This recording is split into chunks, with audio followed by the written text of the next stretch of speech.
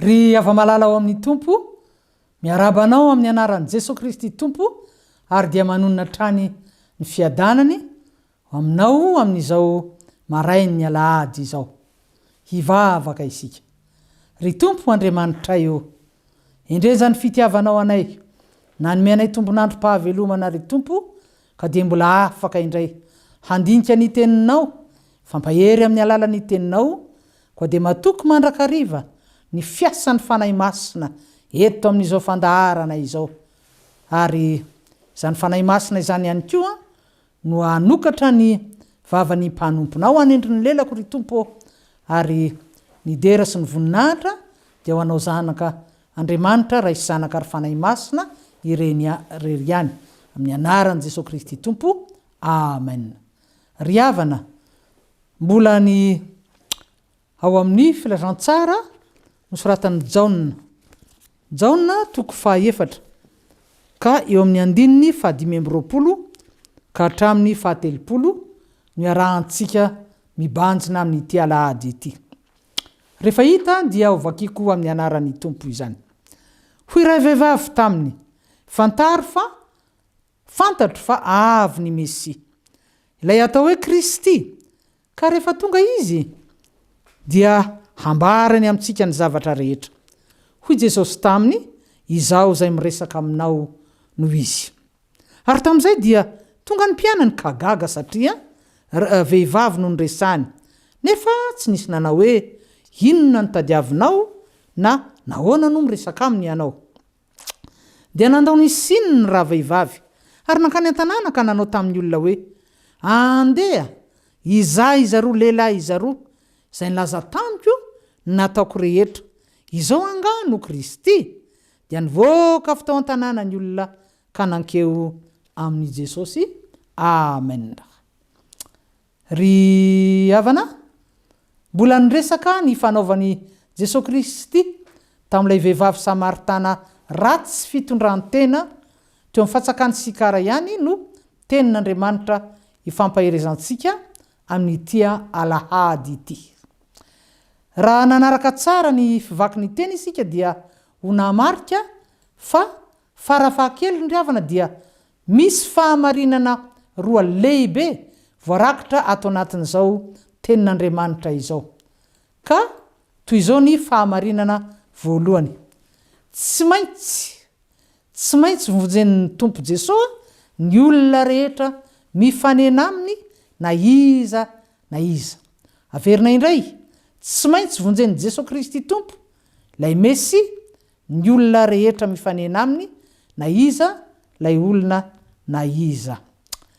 Na teo aza ry havana ny fifandraisana izay nanano sarotra teo anivon'ny Jiosy sy ny Samaritana tamin'izany vanim-potoana izany, ary ambonin'izany dia vehivavy ity olona nivoaka antsaka rano ary lehilahy kosa ary Jiosy ny tompo dia tsy mba nataon'i Jesosy ho sakana tsy nifandraisana tamin'ity vehivavy ity izany toe-javatra izay nisy tamin'izany fotoana izany. Eny ry havana, Andriamanitra fitiavana ny Jesosy Kristy izay tonga teto an-tany fantatsika hamonjy ny olona rehetra dia ny famonjena ny olona mandrakariva no nataony vaindohan-draharaha teo amin'ny fiainana. Hanika nitady hatrany izy Jesosy Kristy tompo zany ny fomba rehetra hamonjena ny olona mba tsy hisy ho very any amin'ny helo ny olona na dia iray aza, araka ny Jaona toko 4 amin'ny andininy 5 izay aintsika tsy anjery manambara hoe amin'ny anaran'ny tompo fa toy izao no nitiavan'Andriamanitra izao tontolo izao nomeny ny zanan'ilay tokana mba tsy ho very zay rehetra mino azy fa hanana fiainana mandrakizay. Fitiavana ny tompo Andriamanitsika ry havana, tena fitiavana izy, tsy hoe manam-pitiavana fotsiny ihany izy, tsy hoe be fitiavana fotsiny izy, na hoe manana fitiavana be dia be ho zaraina maimaim-poana amintsika olombelona, fa izy mihintsy, Andriamanitra mihintsy no fitiavana. Ny fitiavana mihitsy izay ny maha-Andriamanitra azy. io fitiavana io no natiorany raha tsy hitantsika raha tsy tsapantsika izany amin'ny mahazanak'Andriamanitra antsika amin'ny mahampanompon'Andriamanitra antsika dia tsy mbola tena mifamatotraina amin'Andriamanitra isika ary tena manana an'io Andriamanitra fitiavana io isika tena manana isika manana azy manana an Jesosy ary fantatsika rehetra fa rehefa manana azy isika dia manana ny zavatra rehetra dia izy Jeso lay nyteny ao amin'ny filasan-tsara ny soratan'i Jaona 10 eo amin'ny 10 eo amin'ny tapany 2 manao hoe amin'ny anaran'ny Tompo izao izy avy mba hanananareo fiainana sady hanananareo be dia be. Eny ry hava-malala no ny fitiavan'ny olona rehetra hiditra ao amin'ny fanjakan'ny lanitra handova paradisa miaraka aminy ao amin'ny lapan'Andriamanitra rainy dia tiany atsiaro tena aloha ny olona rehetra izany hoe hibebaka marina tokoa amin'ny fony rehetra amin'ny sainy rehetra amin'ny heriny rehetra amin'ny fanainy rehetra eny hiala amin'ny ratsy izay mamatotra ary tsy ahafahana miditra ao anatin'ny fanjakan'Andriamanitra izay fanjakana mahadio sy masina tsy misy pentipentina faharatsiny. Eny ampafantariny Tompo antsika isika zanak'olombelona fa amin'ny alalan'izy Jesosy Kristy irery ihany no azahoan'ny olombelona rehetra ambonin'ny tany famonjena dia nanatona ampitiavana ary ity vehivavy Samaritana ratsy fitondrantena ity tena marina dia Jesosy Kristy no nanatona azy ary nanao ny fomba rehetra ahatonga n'ity vehivavy ity ahafantatra fa inona fa marina eny izy lay iorera am'resaka amin'io izy no ilay Messia ilay nampanantenaina ary tsy misy hafa rehefa nare izany ty vehivavy Samaritana ity vehivavy mpanoty izy ty vehivavy farany ratsy fitondrantena ho izy dia tena nifotampoka tamin'ny torimasom-panahiny izay naharenoka azy ka nahatonga azy olona zay raha ny lalao fahotana ny aina tao anaty fijangajangana ny aina tao anatin'ny fahalotom-pitondrantena mamaofady dia nifo tampoka no ny fitiavan'i Kristy zay nasehony taminy hanika tonga saina tampoka ilay vehivavy zay averina indray ny aina tao anatin'ny inona ny henatr'olona tanteraka ka na dia ora nivoahana antsakana rano aza dia fotoana zay tsy nahitana olona teo amin'ny fantsakana ary dia avitra soamantsara ilay vehivavy izay tsy nanam-po akory hoe hahita any Jesosy Kristy ilay Messia.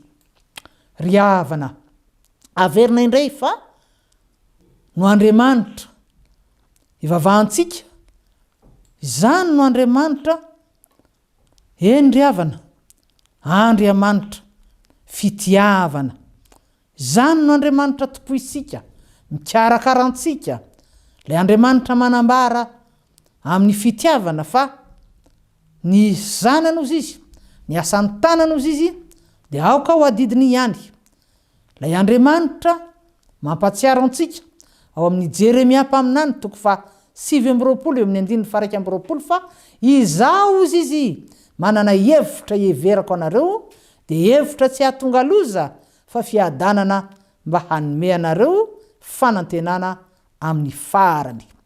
Eny ry havana ilay Andriamanitra manambara tamin'ny alalany mpaminany Jeremia ihany koa haintsika loatra ity tenin'Andriamanitra ity fa ahoana izy antsoy aho dia ho valiko ianao ka aneoko zavatra sarom-patarina izay tsy fantatra ao.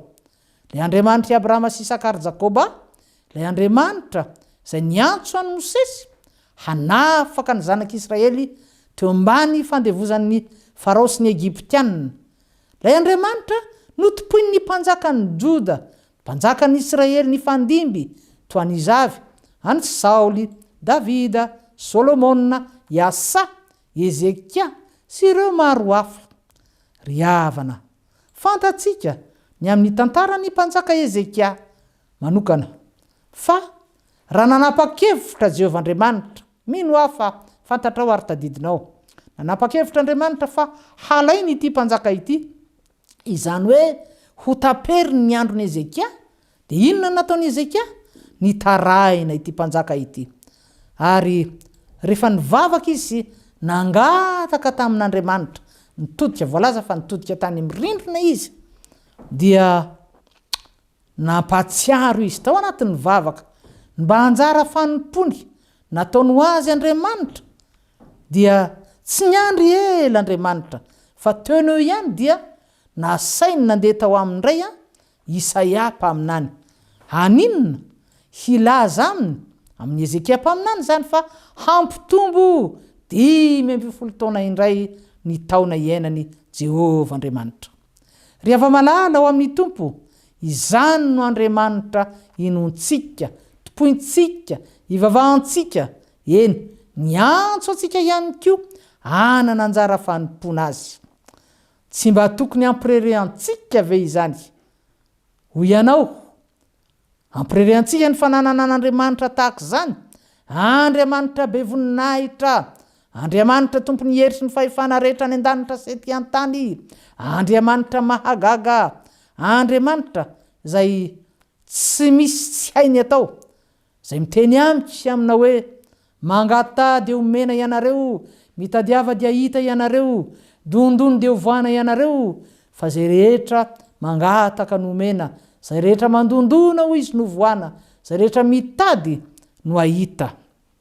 Ary ny tompoko tadidinao angamba, eny hainao ny tenin'Andriamanitra, efa niteny ao amin'ny Jaona, filazantsara ny soratany Jaona 5:10, eo amin'ny 7, ahoana ho izy amin'ny anaran'ny Tompo, fa raha miray amiko ianareo ka mitoetra ao anatinareo ny teniko, angatao zay tianareo, na inona fa ho tonga aminareo izany. Jesosy ry havana dia tsy sanatry olombelona ka handainga, na sanatry hanao kobakambava tahaka ny fanao mahazatra ny mpanao politika. Ary raha misy zavatra zay tsy hain'Andriamanitra atao dia ny mandainga voasoratra ato anatin'ny tenin'Andriamanitra izany. Eny ry havana, masin'Andriamanitra, marin'Andriamanitra, ary efa niteny izy dia manatanteraka hatrany ny teny fampanantenana nomeny. Raha sanatria ka misy izay tsy fahatanterany ny teny nataon'Andriamanitra, dia aty amintsika olombelona misy olana. Eny, isika no tokony andiny tena tsara, isika mpanompo no tokony andiny tena, sao misy zay tsy mahatanteraka antsika, eo anatreny ny fahalebiazan'Andriamanitra, eo anatreny ny vonahitr'Andriamanitra, eo anatreny ny fahamasinan'Andriamanitra, eo anatreny ny sitrapon'Andriamanitra, izay hany tsara sady ankasitrahana no marina. Ry havana, isika ny mila mandinika, sao sanatria mbola misy eloka na fahotana zay efitra mampisaraka antsika amin'Andriamanitra, hanika tsy miaino antsika izy, araka ny voasoratra ao amin'ny bokin'ny Isaia mpaminany 7:15, eo amin'ny 2. Toy izao kosa indray ry havana ny fahamarinana faharoa hitantsika eto amin'ity texte ity. Rehefa taitra tamin'ny toromasom-panany ary ty vehivavy Samaritana ity, dia izy indray, ary tena mahafinaritra be, izy indray nataon Jesosy Kristy fitaovana hamonjena ny olona tao amin'ny tanàna nisy azy.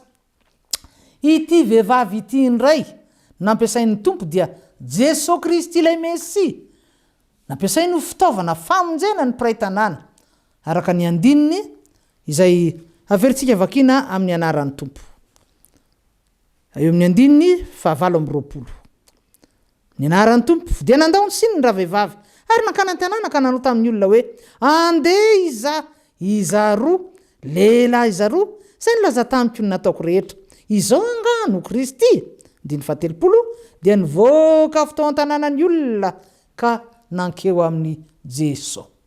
nivoaka fotao an-tanànany olona ka nankeo am' Jesosy. Riava malala ho amin'ny tompo. Hitantsika arak'izany ny fiasan'Andriamanitra eo amin'ny fiainantsika zanak'olombelona. Dia isika zay mpanompo tsy maso, isika zay zinona moa isika, ranomarina nge, tsinotsinona nge isika e, vovoka sy lavenina hoy ny tenin'Andriamanitra, eny kankana.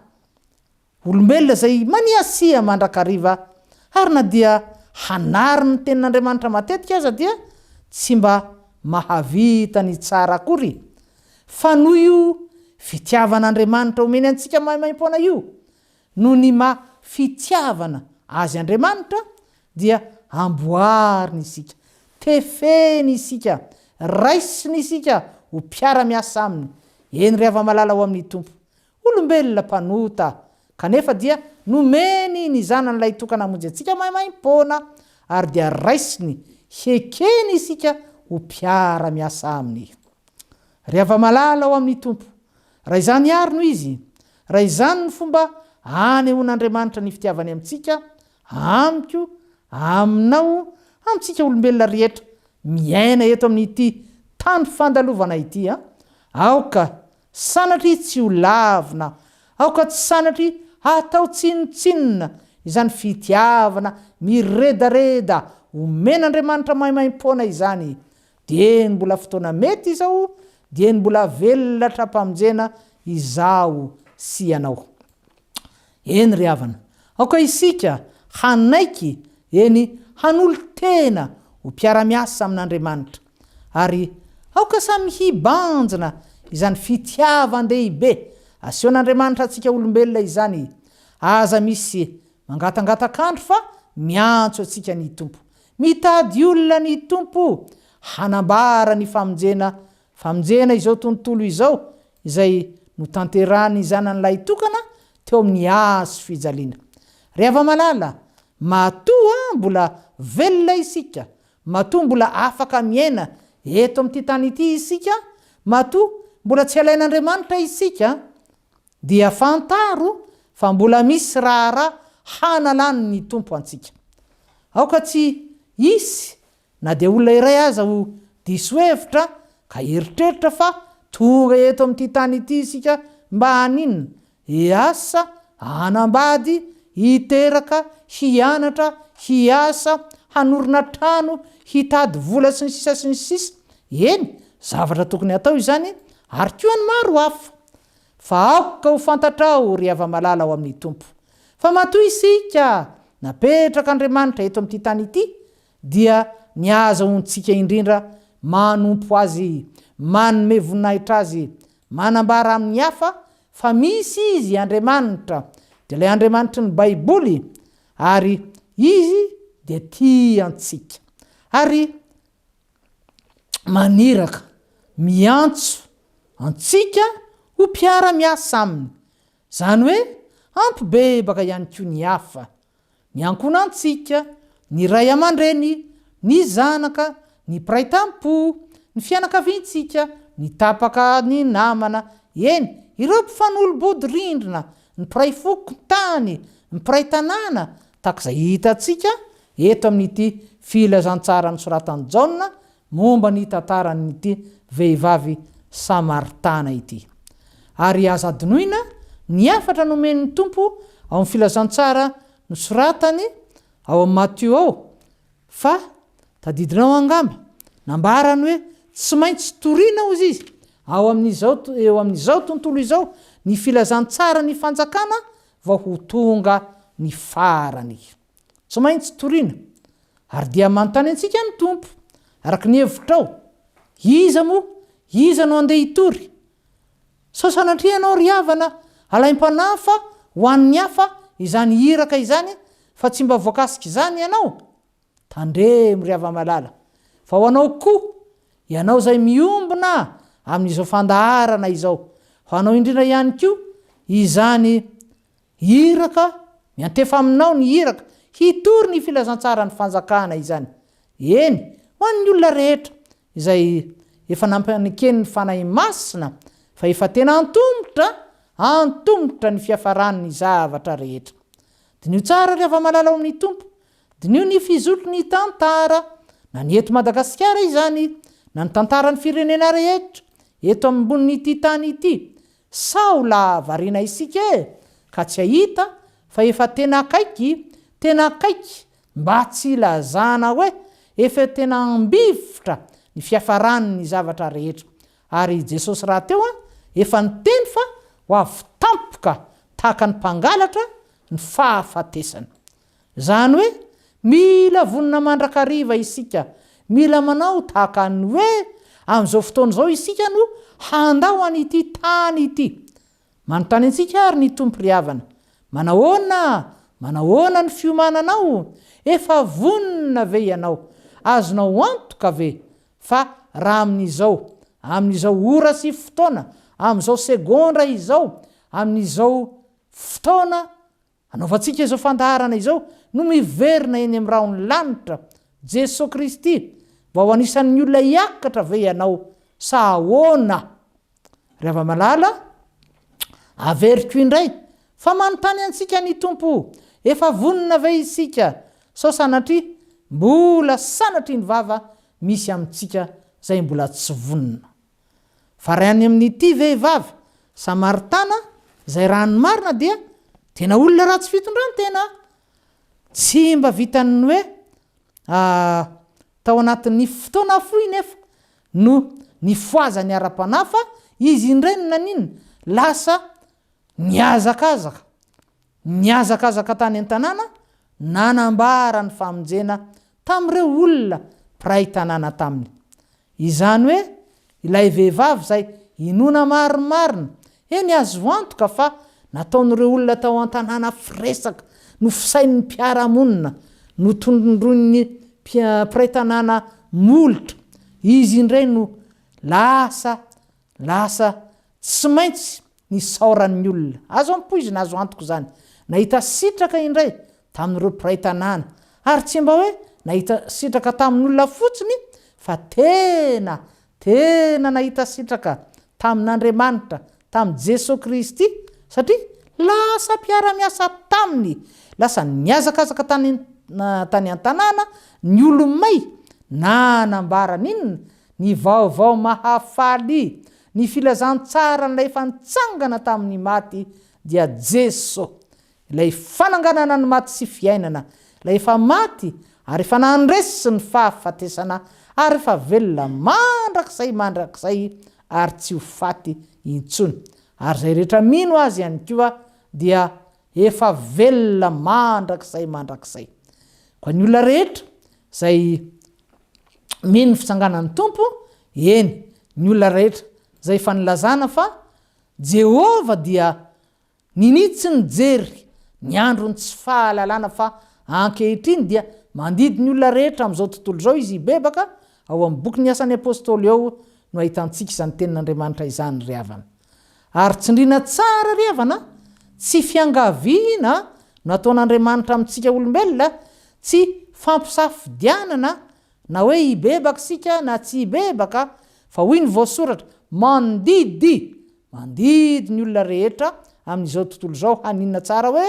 hibebaka izany hoe raha oharina amina taranja mpianarana dia tsy facultatif fa obligatoire ny fibebahana tsy optionnel izany hoe azon'ny olombelona isafidianana tsy ariava malala tsy maintsy atao ny fibebahana raha tsy izany dia mihidy ho an'ny zanak'olombelona ny fanjakan'ny lanitra ataoko ry hava-malala ao amin'ny tompo fa mazava tsara ny afatry ny tompo antsika rehetra tamin'ity alahady ity noho izany ary aoka tsisy amintsika hitanondrika fa mba hijoro tsara avokoa aoka tsisy amintsika herikerika izany hoe sanatria mbola tsy hafantatra indray zay tokony hataony aoka tsy hisy raviravo tanana na sanatria ho kivikivy ka hitanondrika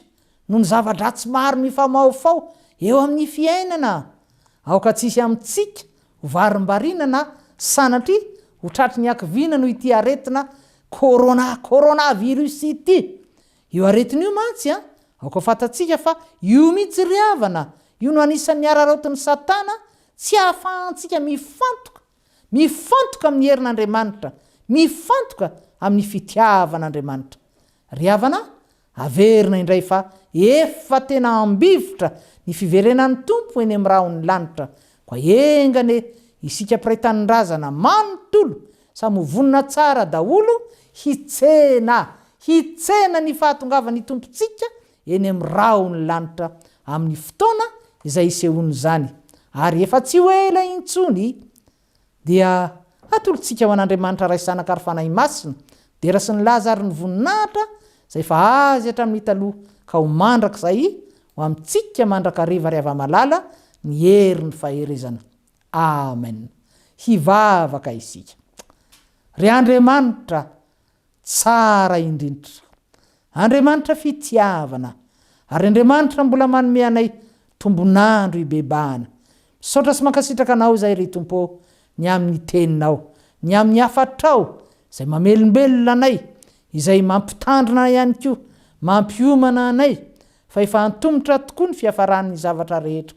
Eny iverina ianao Jesosy Kristy hamarana ny tantarany izao tontolo izao, satria miaratsy izao fiainan'izao sy ny filany fa zahay manao ny sitrapon'Andriamanitra kosa ny maharitra mandrakizay.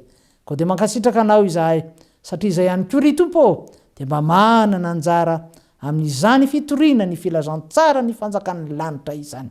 Ary dia atolotra ianao mandrakariva ny dera sy ny Lazary ny voninahitra. Dia tehirizy io izahay eo ambany ny fahasoavanao. Petraka eo ampelantananao ny fiainanay ara-batana ara-tsaina ara-panahy, satria tsy misy maharombaka izay eo ampelantananao. Voninahitra ne ho anao ray zanaka fanahy masina amin'ny anaran'i Jesosy Kristy fitiavana, ilay mifona mandrakariva ao aminay eo ankavanan'ny ray ny ivavahanay. Amen.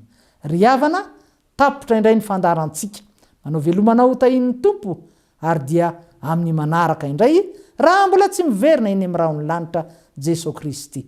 Veloma indrindra Tompoko. Fahamarinana manandratra ny firenena.